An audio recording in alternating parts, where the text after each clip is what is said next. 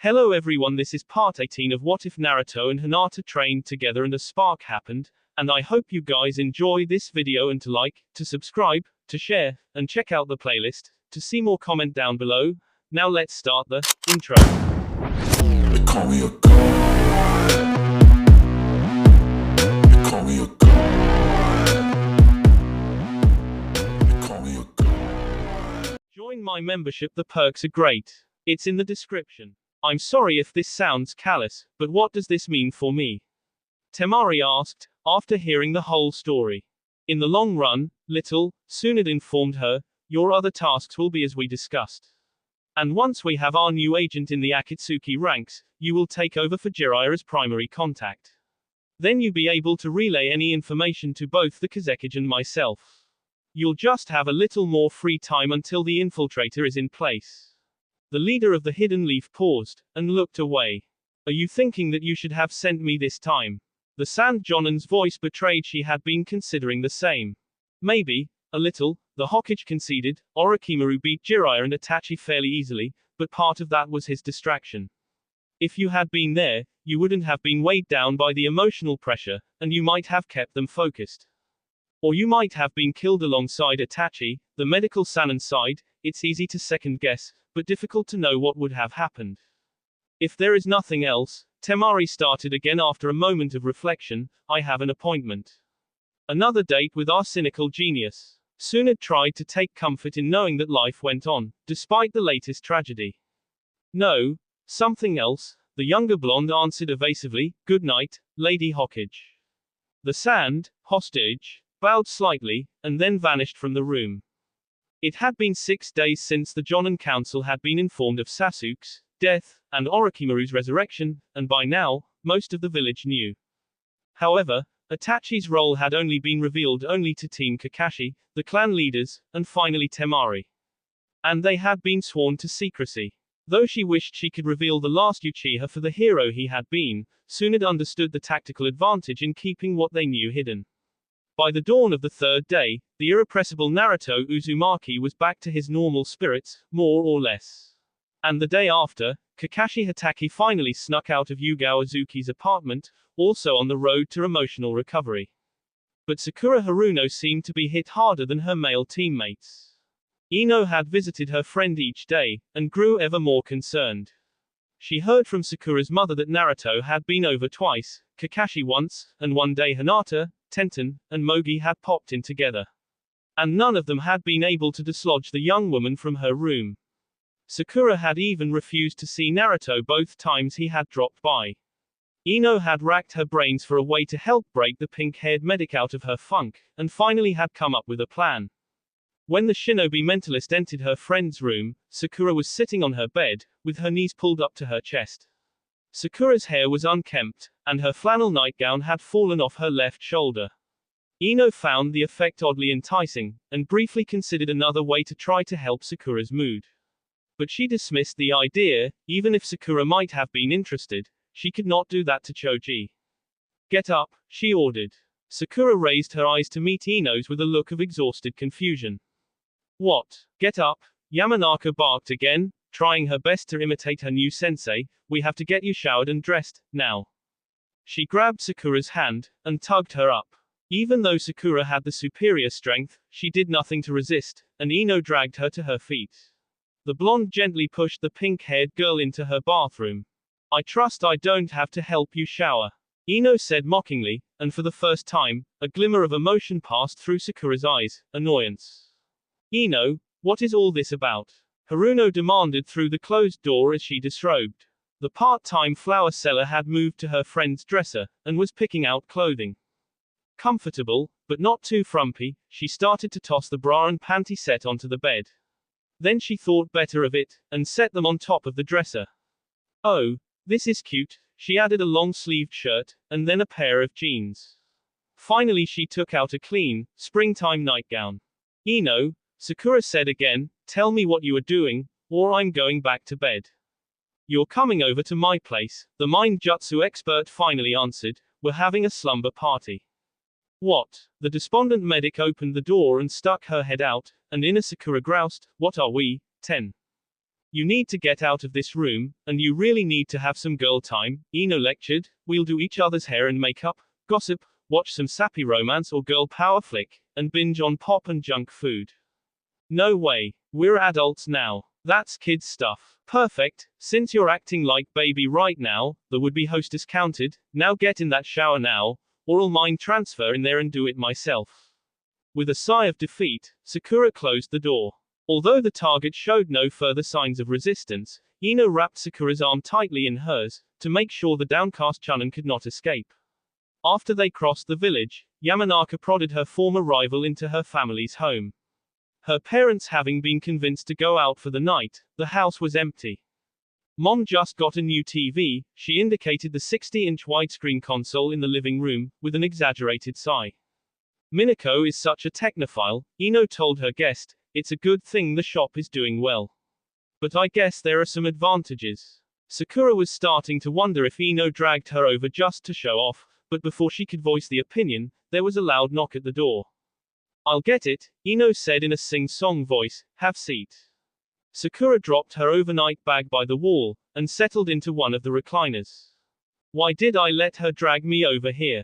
Inner Sakura pondered in annoyance. The medical expert considered sneaking out the back. But she didn't want to hurt Ino's feelings. Besides, she'd probably just track me down, and march me back with her little mind control trick, Haruno grumbled out loud. What was that, Sakura-senpai? A new voice asked from the doorway. Sakura looked up, and saw Mogi in the entrance to the entertainment room. Behind the younger Kunoichi she saw Sasum, Fuma and Tenten. As they moved into the living room, Temari appeared from the curve in the hall.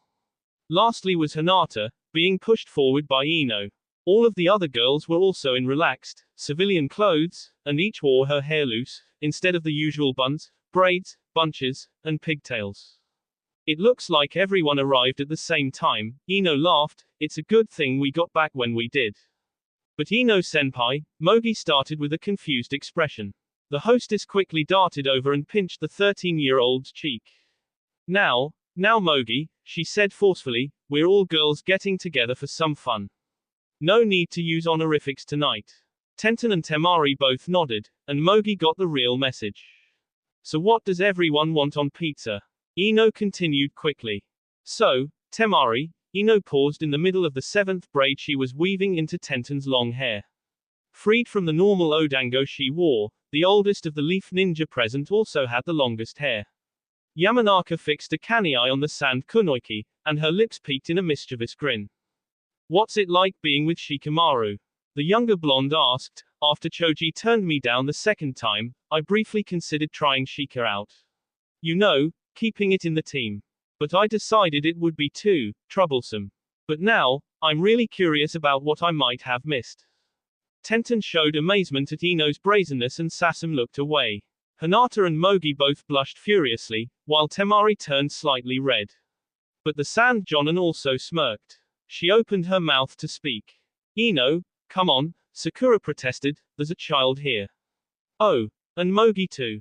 She looked pointedly at Hinata as she said it. The Hyuga heiress did not miss the barb, her eyes narrowed angrily. Then she forced herself to remember what had happened, and why they were there. Spoilsport, Ino pouted, then grinned again. Well, then can I at least ask what kind of kisser he is? Moeji's kissed Konohamaru before, right? The youngest shinobi turned a deeper shade of crimson, but did not deny the charge. Out of argument, and more than a little curious, the medical expert waved her hand in acquiescence. Well, Temari tilted her head in consideration, accidentally pulling her locks out of Sasum's hands. I guess the best way to describe him is, technically skilled. I mean, it's fun and he definitely covers all the angles, but there is something missing. It's like he's always totally in control. He concentrates too much on the how, and not enough on the why.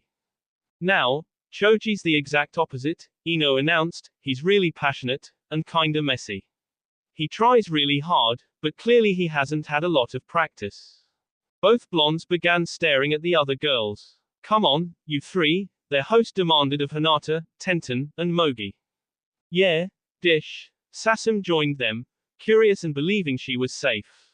If Neji ever found out, Tenten protested. No one is going to tell him, Ino shook her head. Fine, the slender brunette sighed. I guess you could say Neji is like both Shikamaru and Choji. He starts very focused and controlled. But once he gets into it, he can be very energetic, and even a little forceful. She blushed at her memories, and Temari chuckled. Konohamaru and I haven't been going out that long, Mogi said quickly, to avoid any more pressuring, so mostly it has been quick, short kisses. He's still anxious that we'll get caught by Ebisu-sensei or his mom. You just have to wear him down, Ino counseled, to Sakura and Hinata's shared dismay. Keep at it until he figures out kissing you is better than caring who finds out. Even as she finished advising the genin, her head turned slightly to Hinata. The white-eyed woman stopped brushing Moeji's hair, and began to tap her fingers nervously. I don't have anything to compare to, Hinata began apologetically, but I think Naruto is a great kisser. You have to give us more than that. Temari's voice made it hard to tell if she was asking or ordering. Well, his lips are rough, she continued quietly, closing her eyes to remember, but not unpleasantly so. It would be weird if his lips were too soft, right? He is very tender, but somehow firm at the same time. And when we kiss, I feel tingles up and down my spine. Sasum and Ino both looked envious, while Tenten grinned in satisfaction. Sakura, however, snorted and gestured dismissively. That's just the knucklehead's overflowing chakra reacting to your shared lightning affinity, she scoffed. So we really are connected when we kiss, Hinata said pointedly, opening one eye to glare at her teammate. What about you, Sasum? Ino diverted everyone's attention again. The redhead's eyes went wide in surprise. Well, I'm not seeing anyone now, the newest Leaf Chunin said. But you must have gone on dates before you came here, Ino prodded, maybe a boyfriend or two. The thread user only shook her head. I didn't have much time for dating. I had a few first kisses, but nothing spectacular. What? Ino seemed shocked, and almost offended. I can't believe it. You're almost as hot as I am, plus you've got that whole petite thing some guys go for. I have had my share of offers, Sasum admitted, but there was this one guy the first was interested in, and next to him the others just didn't stack up. What's he like? Tenten probed gently. Well, he is direct and ill-mannered, she answered carefully, but he's also kind and generous. And he never gives up, once he has set his mind to something. Sakura stared at Sasum, suspiciously. That sounds like the boss, Mogi stated without even a hint of accusation. But Sasum jumped in surprise at the declaration. She stepped out from behind Temari, and prostrated herself before Hinata. I'm sorry, Hinata, she said pleadingly, I didn't know Naruto had someone, and I'm not going to try to break you two up, I promise. Hinata was taken aback by Sasum's sudden and vehement apology. That's okay, Sasum, she extended her hand to the other woman, I can certainly understand how you could feel that way about Naruto. So that's the real reason you came to the Hidden Leaf Village? Sakura alleged, to try to get together with Naruto. No, Sasum denied, not upset by the inference, I mean, he is part of why I pledged myself to the Konohagakure, just like you are Sakura. But he wasn't even in my top 3 reasons. Why did you become a leaf ninja? Temari asked firmly, then softened, adding, if you don't mind me asking. The Chunin shook her head, her loose orange hair fluttering around her. The first 2 reasons are linked, she explained herself. When Shin Busata asked the Fuma clan to join the reformed Hidden Sound Village, Hanzaki was happy to accept.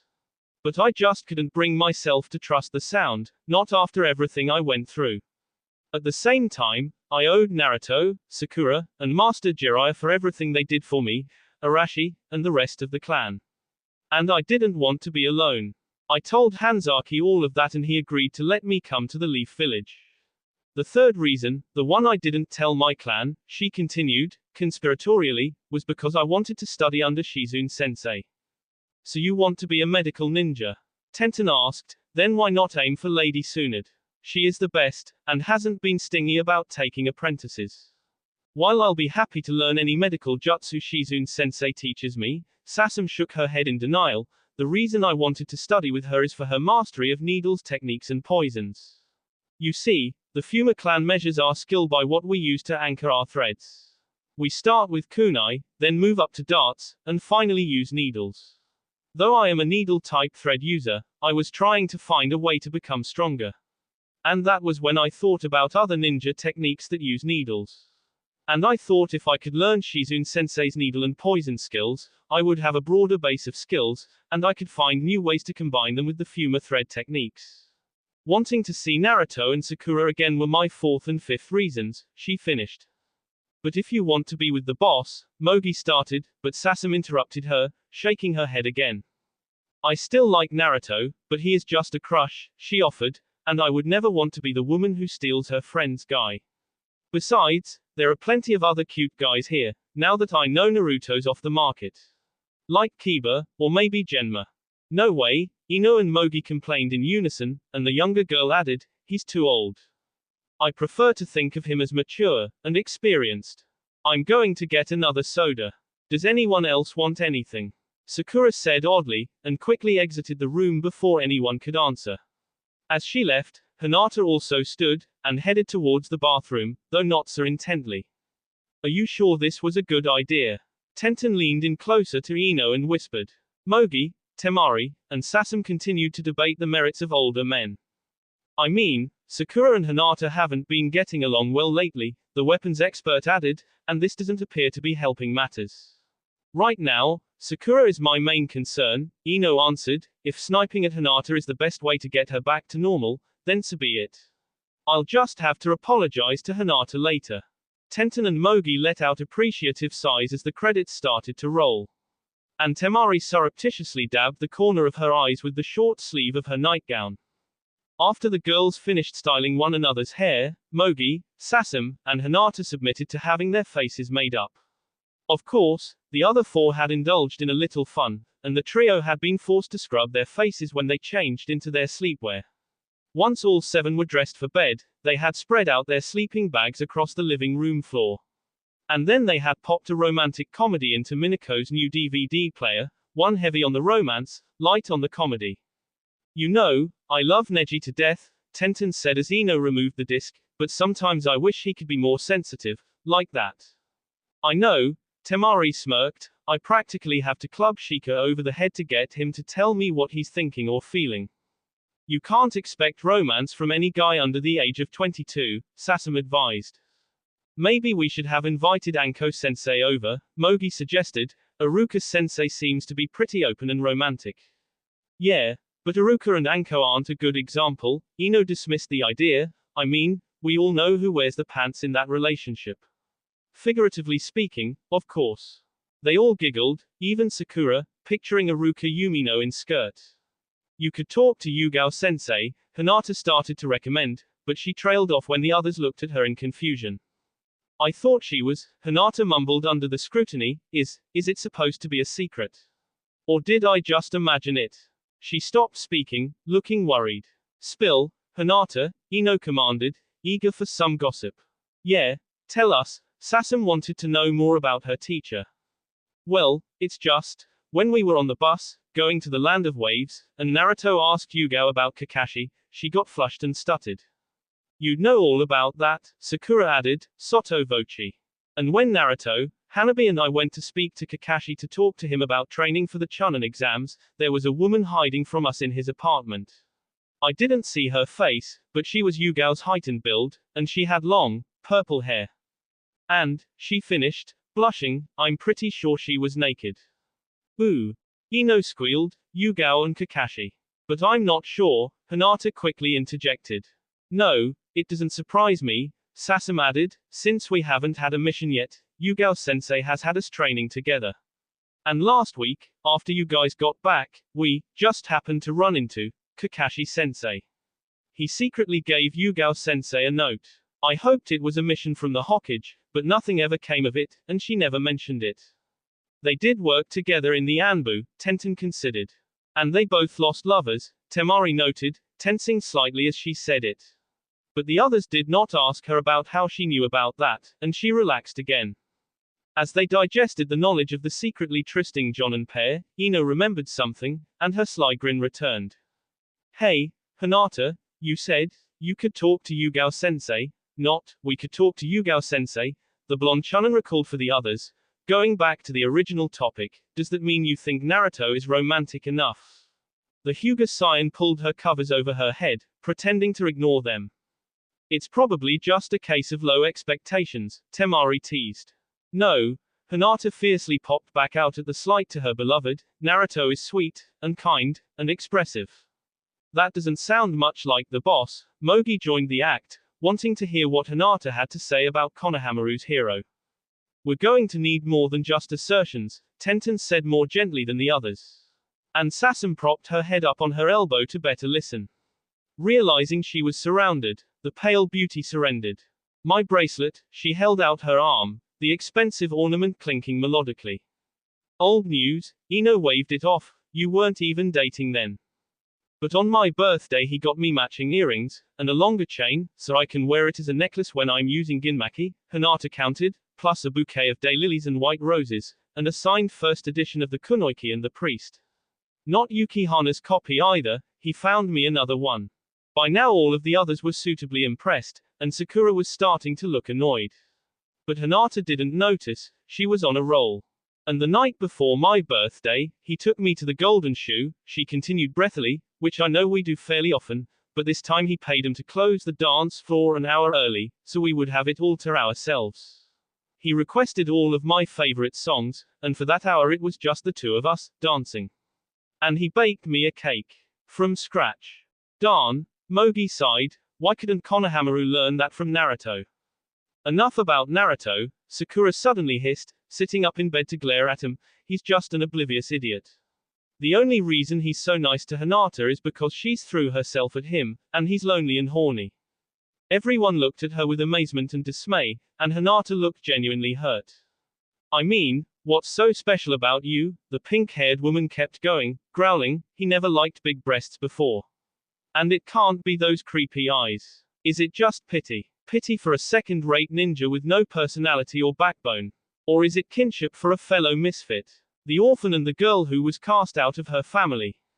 Sakura, shut your mouth, Tenten said tersely, we know you're having a hard time, but you can't take it out on Hinata like that.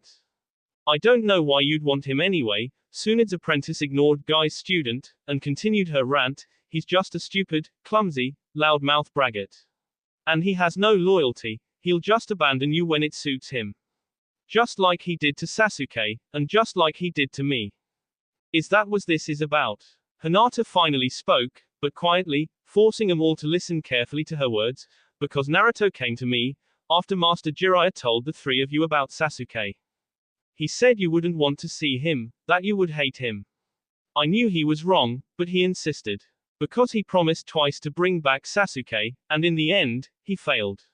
And even if you were only a little angry and disappointed, he was in no shape to comfort you. He said he would have only stacked his pain on top of your own. That's why he went to me instead. And I have to live with that, Hinata said more firmly, even though we are together now, even though he loves me, and I him, I have to live with the fact that you were his first. And no matter what changes, or how much time passes, in some ways, in certain circumstances, you will always come before me. But I try to accept that, because that compassion, that loyalty, that is part of why I love him. So say what you will about me, Sakura Haruno, Hinata finally raised her voice, if only a little, but don't you ever question Naruto's loyalty to his friends, especially you. Sakura sat back, struck by Hinata's words. Naruto was trying to protect her, while expecting her to think the worst of him. That definitely sounded like him. And when he had come to visit her, she had summarily turned him away. Hinata, Sakura started speak, but trailed off, not knowing what to say. But before she could apologize, resume her tirade, or reveal her mother's secret stir-fry recipe, Ino's pillow struck her full in the face. The mentalist shinobi then snatched Sasum's pillow, and threw it at Hinata. Both of her victims shared a look, and a nod. Then, as one, the estranged teammates swung the headrests, sandwiching their host's face. Temari did not pause, but grabbed her own weapon, and walloped Tenten, the only one in her reach. Before long, the pillows, and even the couch cushions were flying with reckless abandon. Hinata, Ino said quietly, after the others had fallen asleep. Hinata rolled over to meet her friend's gaze. I'm sorry about earlier, the blonde girl told her, I knew Sakura was going through a hard time, and I thought some verbal sparring with you might help. But I never expected her to be so cruel. And I want you to know that none of us feel the same. I know, Hinata whispered, tearing up a little, that's why I didn't care what Sakura said about me. Besides, I've heard it all before. Then she paused, letting a tiny chuckle interrupt her sadness, except my chest. I've never heard anyone make fun of it before. Then she turned somber again, I have already accepted that Sakura does not consider me a friend anymore. But I can't let her talk about Naruto like that, especially when he's trying to do what he thinks is best for her. I don't think Sakura hates you. Ino took Hinata's hand, and squeezed it comfortingly, she's just lonely and jealous. On the other side of the pile of young women, Sakura Haruno subtly rolled away from him, and pulled her covers up a little higher. Good morning, Kiba, Akamaru, Shino, Sasum, Yugao Azuki greeted her team. The Chunin trio was waiting for her just inside the village's main gate, as usual. And, as was frequently becoming the case, the Jonin was late. Kiba frowned at her in annoyance, though the other two Chunin seemed unconcerned. You're late again, Yugao-sensei, the animalist ninja informed her, have you been spending time with Kakashi? Sasum chuckled at that, and their teacher had to struggle to keep her small smile in place. Why would you ask that? Yugao asked him. Because Kakashi is always late, and it looks like you're picking up a similar habit, he answered. I was visiting the memorial, she explained truthfully, rather than cover it up like her paramour, as I usually do, before going on a mission. All of the teens perked up at that. Does that mean we have a mission? Shino asked, his impassive voice failing to cover his increased attentiveness. Yes, it's about time, Kiba exclaimed, wouldn't you say, Sasum? She struggled to find a political way to phrase her views. I do not disagree with Yugao-sensei and the Hokage allowing us time to adjust to our new team. But all the same, it will be good to have a real mission. For the past 2 months, Team Yugao had spent most of their time training together, and performing minor D-rank missions in the village. Their leader had said it was important for them to become comfortable with one another, both socially and as a shinobi unit. Kiba and Shino, you two already know each other, and by all accounts work quite well together. But Sasum is not Hinata and I am not Kurenai, and we will need to find a new rhythm as group, she had told them. So what is our mission, Yugao-sensei? Sasum continued. Nothing to get too excited about, she prepared them, it is only a C-rank mission. There is a ranching community near the edge of the land of fire that has been having cattle and sheep poached almost nightly for the last 2 weeks. Our job is to stop the thefts. I presume this is the work of bandits, Shino suggested. Probably, Yugao frowned slightly, but the contract does not specify. And there is one more thing, she took a breath, Kiba Inuzuka will be in charge of this mission. Me, sensei, he barked in surprise. Sasum looked just as shocked. Akamaru glanced at his partner in expectation. Yes, she answered. The 3 of you are all Chunin, she explained at their expressions of doubt, but only Shino was any substantial leadership experience. So on most C or B level missions we are assigned, I will place one of you 3 in charge. For our first mission, I am appointing Kiba the leader. He and Shino are still more familiar with one another, which should make things easier, and Kiba needs the experience more than Shino does. Sensei, what precisely do you mean by leader? Shino pressed. As soon as we leave the village, whichever of you is chosen becomes the head ninja of the squad, she clarified, and the other 3 squad members, myself included, will be expected to follow his or her orders as such. You may also feel free to address me as a peer instead of as your teacher. You will remain in charge until the mission is complete, or until I specific tell you that I am resuming command. The insect user nodded. Sasum looked intrigued, and Kiba grinned. Yugao handed the mission file to the canine trainer, and then stepped past the wooden wall surrounding the ninja city. Her charges quickly followed suit, and then Sasum and Shino shifted their attention to their temporary boss. Okay, it looks like we're heading west, Inuzuka told them after glancing through the paperwork. It should take us about 2 days to get there, so let's move out. Akamaru's loping gait decelerated to a trot as he sniffed at the air. He slowed to a cautious walk, growling slightly. The human warriors braked as well, tensing at the canine's aggressive posture. It was just past noon on their second day of travel. Team Yugao was still a good hour from the settlement that had hired them, when Akamaru reacted. Looks like we're gonna have company, Kiba noted, drawing a kunai. Shino shook his arms, loosening the sleeves, causing a handful of anxious insects to appear around the cuffs. Neither of their female teammates made any aggressive moves. Nice doggy, a snide voice tried to placate the ninja hound. A lump of unidentifiable meat emerged from the trees, landing in front of Akamaru. The canine scooped up the odd morsel, and swallowed it in a single gulp. Good, we're friendly, see, the owner of the voice emerged, as did his cohorts. The 14 thugs were thin, almost dangerously so, but otherwise well appointed for bandits. As they appeared, Akamaru fell to his belly. Yugao appraised the speaker's battle axe with interest. This is a toll road, the leader informed the travelers, paying more attention to Yugao and Sasam than to the men. But his troops were not so oblivious. One pointed at Kiba's headband with a look of concern.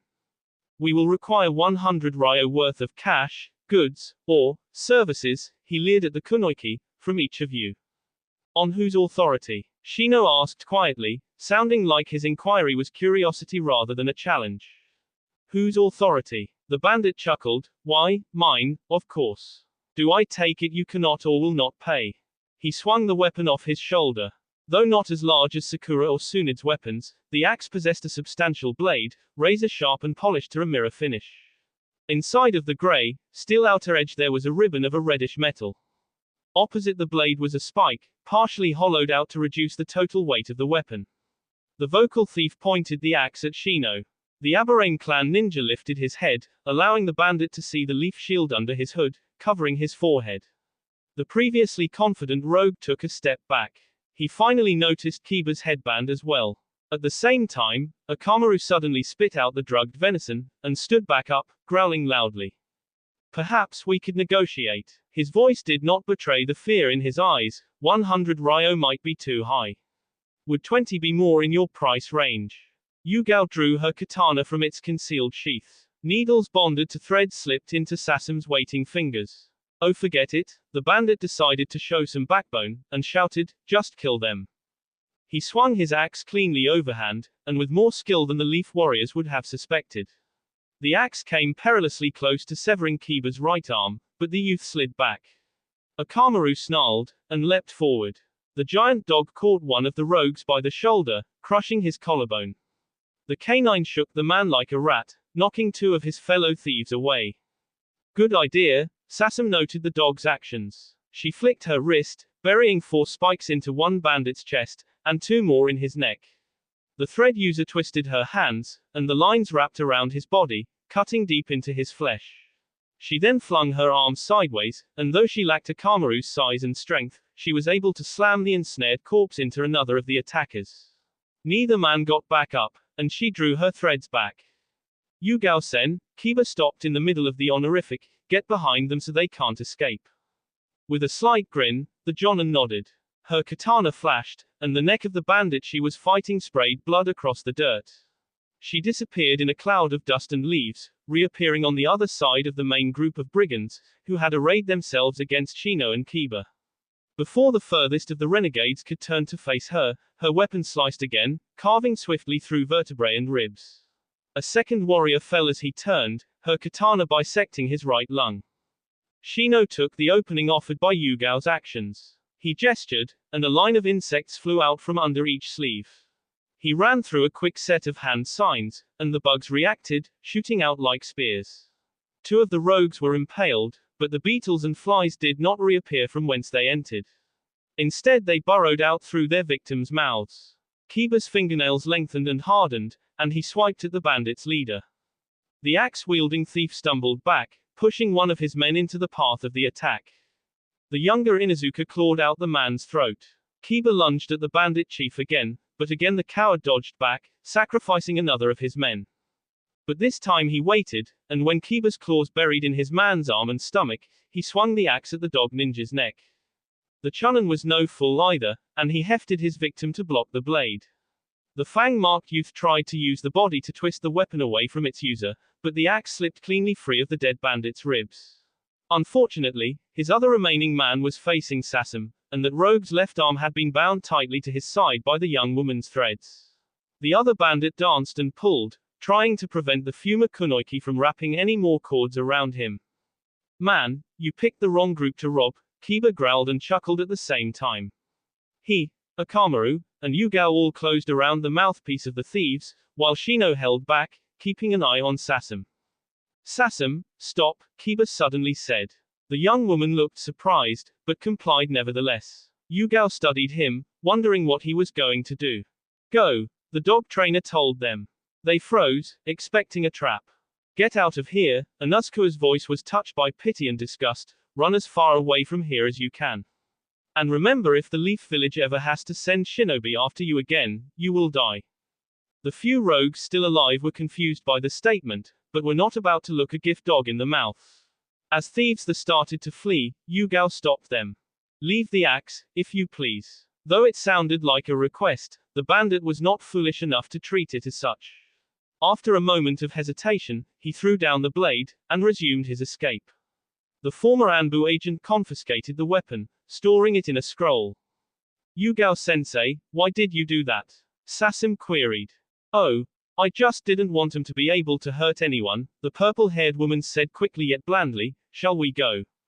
Yeah, I suppose even if we dealt with their raiders, we better tell the ranchers, Kiba agreed. I'm sorry, but what do you mean? You've dealt with our bandit problem. The mayor of the town frowned at the four shinobi in confusion. We were attacked not too far from the town, Kiba said again, sounding equally perplexed. They won't be stealing your livestock anymore. There seems to be some sort of misunderstanding here. The civilian looked nervous to be contradicting the far younger ninja. Bandits have not been stealing our animals, he explained sheepishly. Wolves have been our animals. Wolves? Kiba asked for his team, like wild animal wolves. Yes. The elder nodded vigorously. They sneak in 3 or 4 times a week, and drive one of the herd to the edge of the fence, and then eat it, Kiba finished, and the old man nodded. And you haven't been able to deal with them? Shino probed. We tried, but there are too many of them. They scare our dogs, and jump our fences. Some of my people are decent archers, but at night we can't match their senses. We don't have any jutsu, or enough men to patrol all the ranches. He sighed. That is why we needed to hire you. All right, Kiba stood up suddenly, we'll take care of your wolf problem. Shino and Yugao exchanged a look as the 4 shinobi exited the bar, in, general store. Once they were outside, and approaching the edge of town, Sasam slowed, and turned back to look at their teacher. Yugao shook her head, and the younger Kunoichi shifted her focus to the mission leader. Doesn't this seem odd to you? Shino asked before Sasam could speak. Not really, Kiba smirked. Wolves are lazy and smart, just like humans. Show them an easy, reliable way to get food, and they'll keep coming back. Are we going to have to kill them? Sasam asked, concerned. Probably not, Inuzuka told them. We should be able to do this without hurting them. We can scare them off, and make them not want to come back. That would be good. Their teacher voiced her opinion for the first time since leaving the Hidden Leaf Village. How do we scare them? Shino pressed. Bright lights, loud noises, explosions, maybe a genjutsu of a larger predator like a bear or a lion. Kiba shrugged. It shouldn't be that hard. Is everything ready to go? Kiba asked, when they regrouped. Using their noses, he and Akamaru had led the team to the burrow a few miles from the village. Shino's scouts had confirmed the pack was still asleep in the den. Kiba was amazed when the insect user informed him there were almost 30 members to the pack. While Shino continued to keep watch, Kiba instructed Yugao to prepare an illusion of a larger predator group. Then he and Sasam spread out into the forest, carefully positioning smoke bombs and explosive tags according to the strategy Inuzuka had planned. After they were all in place, Kiba started the sequence. The first set of paper bombs detonated, fulfilling the first 2 objectives. The noise roused the wild canines, while the explosions felled line of trees, creating a wall between the village and the den. As the wolves came out of the cave, already yipping nervously, Yugao began signing. Illusion arts, doom from the past jutsu, she whispered, and as she did, a deep, screeching roar emerged from the forest near the explosion. A half-second later, there was a loud crash, and then another. The wolves began milling about, and one of the larger males bit the tails of the more panicky females. Another loud step, and a reptilian head emerged from gloom. The creature looked down at the canines, and let out another hungry bellow. A T-Rex? Kiba asked. It gets the job done. Sasam watched the genjutsu with a touch of awe. Sure enough, the wolves were in full alarm, and broke for the woods, further away from the ranches. The phantom dinosaur pursued. Shino, round 2, Inuzuka ordered. Without acknowledging his teammate, the Aberrane clan shinobi signed for the remote trigger jutsu. As the wolves passed by a certain set of trees, the flash bombs went off. The pack splintered, splitting up to avoid the bombs. The Tyrannosaurus continued in the direction of the largest group of fleeing wolves.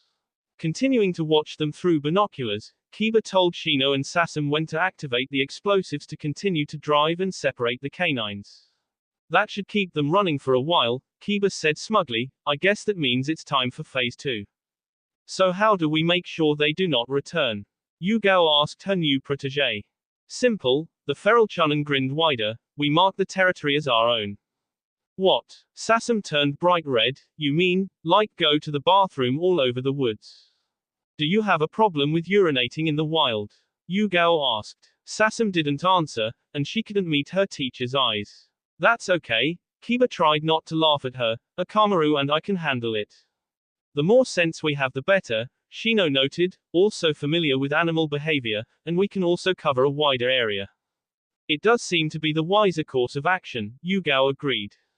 Yugao-sensei, you would? Sasam was shocked. Even when working, Yugao Azuki was like a noblewoman in her manners and bearing. The younger Kunoichi could not wrap her head around the idea of her teacher, spraying trees. If the mission calls for it, the Jonin did not appear annoyed by the prospect or the question. Sasam sighed, and bowed her head. All right, she said softly, rubbing her hands together, and looking down. The young woman sighed expansively, and then lifted her head with a determined look. Let's get this over with, she insisted, but quickly added, you know, before the wolves come back. So, that is it then? The mayor asked, after Kiba explained what they had done, though for Sasam's sake he glossed over certain specifics. By the time the 4 shinobi had finished their task, it was approaching dusk. They had returned to the settlement to report their success. Yeah, they won't be coming back, the feral youth answered confidently. Then he yawned loudly, not bothering to cover his mouth or turn away. So who do we talk to about renting a couple of rooms? The Chunin leader asked. Well, I own the inn, the elder answered, nervously. Does that mean you intend to stay the night? Yeah, Kiba informed him, and also his team, trying to see if their sensei approved. Between the bandits and the wolves, not to mention the travel, it's been a long day. So I figured we could get a good night's sleep here, in real beds, and then head back tomorrow. Very well, then, the leader of the settlement sighed in defeat. Follow me. He began to haggle with Kiba as he guided them upstairs. Kiba sat straight up in bed. For a second he was not sure what had awakened him. Akamaru had also raised his head, and was staring at his partner. In the room's other bed, Shino was unmoved. The small digital clock between the beds read 12:16 a.m. Just as Inuzuka was beginning to think he had woken up on his own, it happened again. Awoo! Another howl pierced the night. No way, the Chunin hissed. Shino, wake up. The insect user roused without any indication he had been sleeping, or had even heard Kiba speak. What is? The query was cut off as a third wolf cry echoed over the town. He nodded his understanding, and threw aside his blanket. As the 2 young men and the dog scrambled into the hallway, Yugao and Sasam exited their room as well. Kiba and Yugao nodded to one another, and the team dashed down the stairs, and out the front door of the inn. It took them only 5 minutes to reach the scene, but by that time the wolves were long gone. But they had left behind their calling card, the remains of the 2 largest bulls they had consumed. This seems to be retaliatory, Shino noted, as his insects examined the carcasses. What now? Yugao prompted Kiba. I guess we'll have to do more than frighten them, Kiba said grimly, drawing a kunai. We'd better get moving, he told them, before the trail gets too cold. They might have moved to a different den. Akamaru picked up the scent easily, and the 5-leaf warriors ran through the woods after the wild canines. At first they moved in silence, but then Sasam spoke. So, what are we going to do? She asked quietly. If they are this firmly entrenched, Kiba answered sadly, we may have to kill them. The large white hound let out a quick bark. We're getting close, Kiba translated, they might be a little sluggish after eating, but watch yourselves anyways. The shinobi entered a small clearing at the bottom of a low rocky outcropping. They skidded to a halt, as they recognized the wolves had stopped, and had them partially surrounded. The largest of the canines regarded them from the top of the stones. She had silvery gray fur, and was larger than a kamaru, or even a full-grown bull. But most strikingly, instead of 2 eyes, she had 5, each one a different color, 2 sets on either side, plus 1 in the center of her forehead. She watched them impassively, not showing nerves like the rest of her pack. No way, Kiba said again, this time with wonder, a hunt spirit. A hunt spirit? Shino asked, readying himself for a fight. A minor demon. Weak enough for a human to potentially fight, Kiba explained, recalling his clan's law, still impossible for a mortal to kill, but that's rarely an issue. Hunt spirits are generally benign, and unlike most demons they aren't unaging. They only live about 80 years. If they have a finite lifespan, they must reproduce, Yugao observed. Yeah, all hunt spirits are female, but they reproduce with normal wolves. Most of the cubs are normal wolves, but once every couple of decades another hunt spirit is born. You said they were benign, Sasam prompted, eyeing the monster warily. Well, they're called hunt spirits for a reason, Inuzuka continued, sounding slightly unsure. Generally packs lead by the demons only hunt for food, and larger prey at that. They don't bother livestock, or humans, unless the humans pose a threat. The she-demon appeared to nod as he explained. Then why are they attacking the ranchers? Shino asked. I don't get it either, their temporary leader agreed. Kiba, can these demons speak? Yugao asked, observing the lupine spirit's reactions. No, but they can understand humans at least as well as any of our dogs, he answered. Then it is possible you could understand her, their teacher posited. I don't know, Kiba sounded unsure, it's not like I can talk to just any dog. Their language isn't quite as formalized as human speech. I can talk to a kamaru because we've spent so much time together. Then what about a kamaru? Shino took the next logical step. Is it possible he could understand her and act as an intermediary? It's worth a try, the dog trainer admitted. Then he looked up, and addressed the wolf demon directly. Do you want to talk to us? He said simply and cleanly. The hunt spirit nodded. Why are you taking the humans' animals? Kiba tried to phrase the question in terms he thought she was most likely to understand. She barked angrily. Kiba frowned and tilted his head. A kamaru yipped softly, and put a paw over his snout contritely. We didn't really get that, their appointed commander looked chagrined, about the only thing we got was stolen. Did the humans steal something from you? Yugao prompted. Again, the spirit answered with a simple nod. What would those people want to take from a wolf? Sasam put in, confused. The demon howled, and the other wolves began snarling. Despite the angry reaction of the rest of the pack, the matriarch's vocalization was one of sadness and regret. Baby. Kiba understood that quite clearly, they stole your cub. The hunt spirit nodded again, this time obviously saddened. The other wolves began to whimper. Sasam gasped, and Kiba looked angry.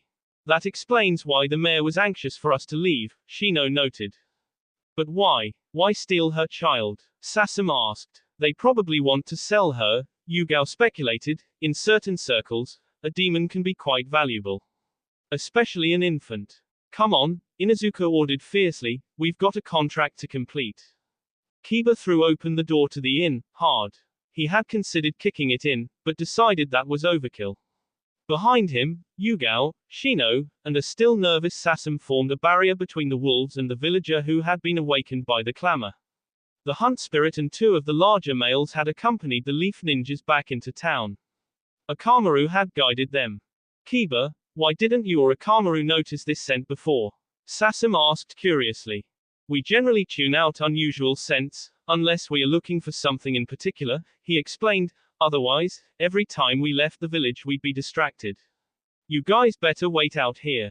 The large hound shuffled through the door, his nose to the floorboards.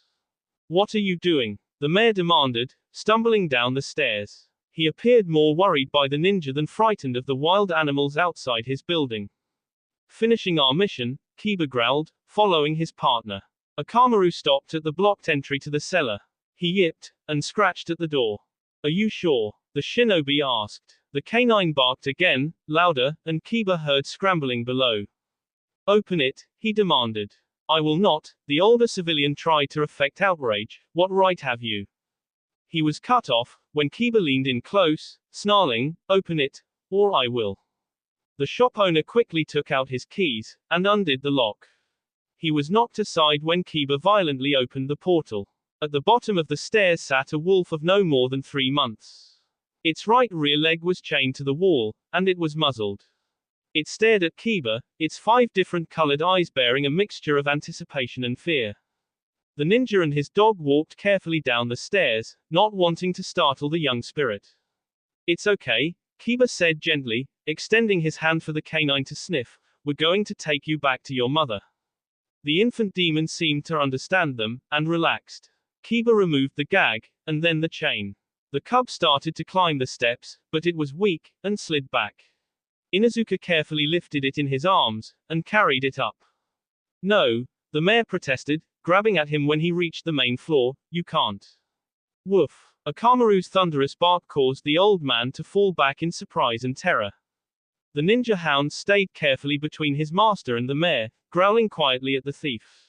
As they crossed the threshold of the inn, the pup licked Kiba's face. The ninja stopped just before the hunt spirit, and placed her baby in front her, before backing away slowly. The she-wolf sniffed the cub, then gently pressed her face against the smaller canines. Finally, she nodded at Kiba, then gently picked up the cub by the scruff of her neck. The 2 males howled, and as the 3 of them ran past the border of the township, the rest of the pack joined them. What have you done? The mayor cried in disappointment. Then he turned angry, you idiots, that mongrel was worth 250,000 ryo. We did the job we were hired to do, the team leader responded tersely, now that she has what she wants. The hunt spirit intends to take her pack as far from here as she can, so that you won't be able to try this again. Or benefit from her keeping bears or other packs away, Sasam added sourly. Well, he faltered briefly, then glared at them again, that wasn't what we hired you to do. We're not paying. You creep. Kiba started to reach for the mayor, who cringed and took a step back. Kiba, Yugao interrupted him forcefully. Inuzuka froze up, and she informed him, I am taking back command. He nodded, already realizing his mistake, and she added more evenly, I have something to teach you now. The Chunin stepped back, and the Jonin stepped forward. I would not recommend that, the former Anbu agent told the civilian, conspiratorially, that decision will spell the end of this community. What is this, good ninja, bad ninja? The mayor sneered, do what I say or I'll release my rabid minions on you. Of course not, she said pleasantly, there is no need for violence. No, you have already spelled your own doom, and the contract you are about to throw away is your only salvation. You see, any mission involving demons or spirits is automatically classified a rank, or higher, she explained politely, but you lied to us, and this was classified as a C rank mission. Therefore it would be well within our rights to invoke the fraud penalty of the contract. Now, I would be inclined to write this off as a misunderstanding, and a learning experience for my team. But if you refuse to pay, the Hokage will be less likely to take my recommendation, and I will be less likely to give it. But you aren't planning to pay in the first place, she held up her hand to interrupt him, which means breach of contract, and the nullification of the confidentiality clause. So when we contact the local governor about this little dispute, we will be well within our rights to inform them of your intent to traffic in demons. Of course, there would have to be an investigation. Quote. The ranchers who had gathered to watch the spectacle paled, and began to quickly drift away. They all knew how serious the penalties for that crime could be. In the end, between the penalties on the contract, and the fallout of the demon trafficking, she trailed off letting his imagination fill in the blanks. We're going to head out now, she said, I don't think it would benefit anyone if we were to stay. We will be billing you as per the agreement you signed, it is up to you how you handle the tab. That was pretty cold, Tsunade chuckled as the Jonin finished her report, Kakashi taught you well. Azuki inclined her head, blushing slightly from the praise. There is one other thing, Lady Hokage, the younger woman put forth, something more important than those hijinks. Yugao took out her weapons scroll, tentatively. I was not certain, but I thought it might be, she trailed off, leaving the statement unfinished, but I expect you will know for sure. The purple-haired shinobi brought out the axe she has taken from the bandit, and placed it on the Sanin's desk. Is it? Yes, Tsunade answered, growing as nervous as her junior, the siphon.